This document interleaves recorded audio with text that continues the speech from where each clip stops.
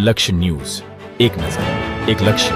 બનાસકાંઠા ડીસા તાલુકાના Mudetha toll plaza પાસે બિલડી પોલીસે માર્ગ સલામતી માસ અંતર્ગત ટ્રાફિક નિયમોનું પાલન કરનારા વાહન ચાલકોને પ્રોત્સાહિત કર્યા છે.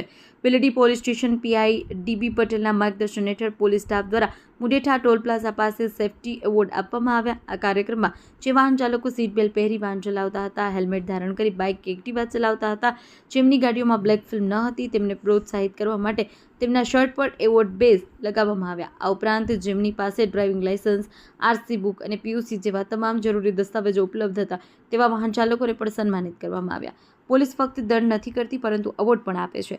થીમ હેઠળ માર્ગ સલામતી માસ 2026ની ઉજવણીના ભાગરૂપે યોજાઈ પોલીસ દ્વારા વાહન ચાલકોને ટ્રાફિકના કાયદાઓના પાલન કરવા અને સુરક્ષિત રીતે વાહન ચલાવવા અંગે સમજણ પણ આપવામાં આવી હતી.